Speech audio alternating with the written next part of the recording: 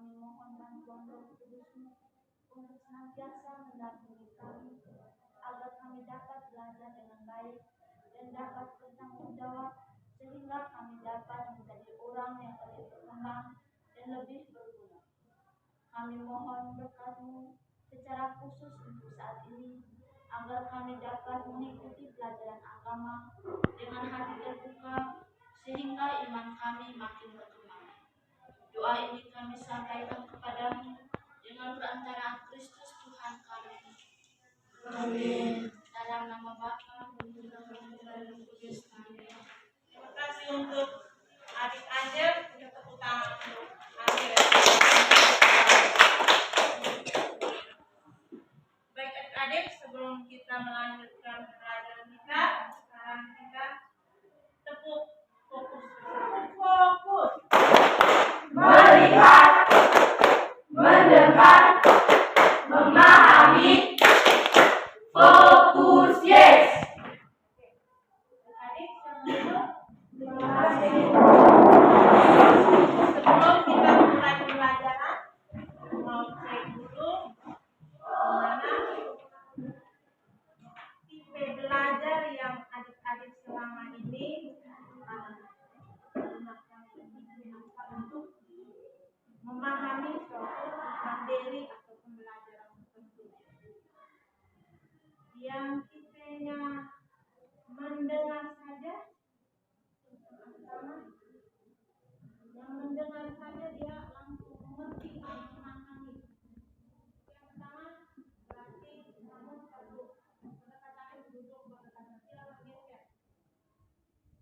Terus yang tipe mendengar dan menulis, tetap dia mendengar dan juga dia tulis, baru dia bisa memahami atau mengerti. Silakan satu tempat duduk berdekatan. Nah, yang melihat dan menulis anak-anak, oke, sudah silakan pindah ke sini. Yang tipenya sama silakan, atau gaya belajarnya sama silakan duduk berdekatan. Karena nanti dalam diskusi kelompok atau itu nanti sampai dari satu kelompok. Silakan duduk.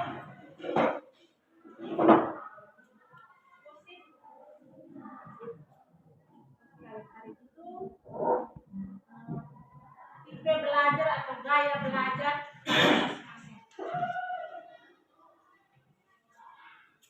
Baik adik-adik, pembelajaran kita hari ini tentang aku citra Allah. Tujuan pembelajaran yang harus adik-adik capai pada pembelajaran kita hari ini, yakni memahami dirinya sebagai citra Allah, yakni menghayati keunikannya sesuai dengan pesan kitab suci, mensyukurinya dan mewujudkan penghayatan imannya sebagai citra Allah melalui tindakannya. Ini yang adik-adik tahu bahwa materi kita hari ini tentang apa tadi adik-adik? Aku citra Allah yang unik. Sekarang adik-adik silakan kita mengidentifikasikan keunikan diri kita masing-masing berdasarkan tabel yang adik-adik lihat. Sifat saya bagaimana, karakter saya bagaimana, dan cita-cita saya apa. Silakan secara mandiri, kasih waktu 2 menit saja. Silakan. Apa sifat saya, apa karakter saya, dan apa cita-cita saya. Silakan. Ayo. Ikan. Oke adik-adik. Nah, setelah adik-adik mengidentifikasikan karakter, sifat, dan juga cita-cita adik-adik, sekarang adik-adik lihat bersama kasus. Ada 2 kasus yang harus adik-adik pecahkan. Oke, untuk itu ibu minta kita baca, satu orang ibu minta baca kasus yang pertama.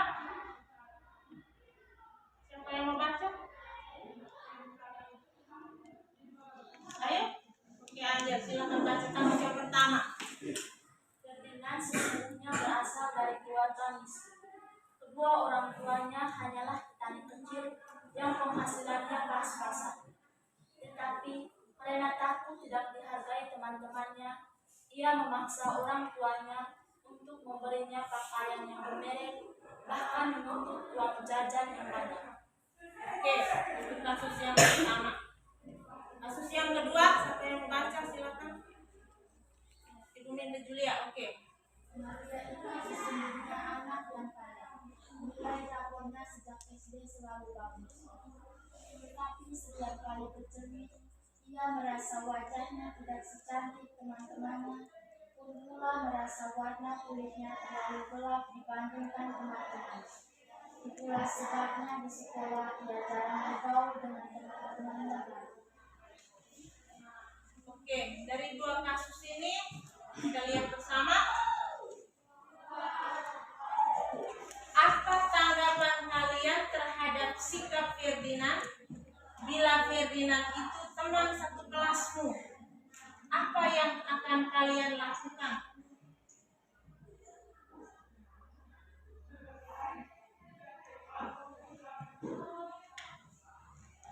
Gimana? Apa tanggapan kalian terhadap sikap Ferdinand bila Ferdinand itu teman sekelasmu? Apa yang kalian lakukan? Oke adik-adik, sekarang kita lihat kedua kasus yang telah adik-adik diskusikan tadi. Kasus yang pertama, apa tanggapan kalian terhadap sikap Ferdinand bila Ferdinand itu teman satu kelasmu? Apa yang akan kalian lakukan? Siapa yang mau menjawab? Saya Ibu. Silahkan Shirley. Menasehati Ferdinand agar tidak menuntut kedua orang tuanya. Oke, tepuk tangan untuk Shirley.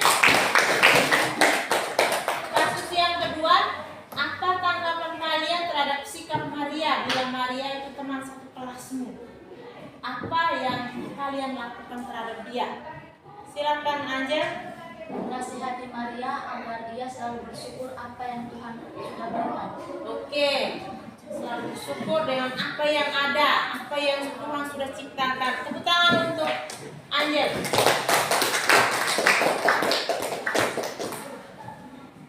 Oke adik-adik, selanjutnya kita lihat dalam kitab suci. Ya, kita lihat dalam kitab suci. Siapa yang mau baca kitab suci? Dan kita yang lain sama-sama mendengar. Teks kitab suci ada di dalam kitab suci yang kalian pegang masing-masing. Siapa yang mau baca silakan. Silakan Julia. Kejadian bab 1 ayat 26 sampai 28. Berfirmanlah Allah, baiklah kita menjadikan manusia menurut gambar dan rupa kita, supaya mereka berkuasa atas ikan-ikan di laut dan burung-burung di udara dan atas ternak dan atas seluruh bumi dan atas segala binatang melata yang merayap di bumi. Maka Allah menciptakan manusia itu menurut gambarnya, menurut gambar Allah diciptakannya dia, laki-laki dan perempuan diciptakannya mereka. Allah memberkati mereka. Lalu Allah berfirman kepada mereka, beranak cuculah dan bertambahlah banyak, penuhilah bumi dan taklukkanlah itu, berkuasalah atas ikan-ikan di laut dan burung-burung di udara dan atas segala binatang yang merayap di bumi. Oke, terima kasih teman Julia yang telah membacakan kitab suci. Sekarang silakan adik-adik mendiskusikan pertanyaan yang ada. Silakan melaporkan hasil diskusi kelompok kalian. Satu orang yang mewakili silakan berdiri di tempat. Saya mewakili dari kelompok saya untuk mempresentasikan hasil diskusi kami. Nomor 1. Dalam ayat 26 dan 27 dikatakan bahwa Allah menciptakan manusia laki-laki dan perempuan menurut gambar dan rupa Allah, atau sering disebut manusia itu citra Allah. Oke, tepuk tangan untuk kelompok 1. Lanjut kelompok 2. Silakan yang mewakili silakan berdiri.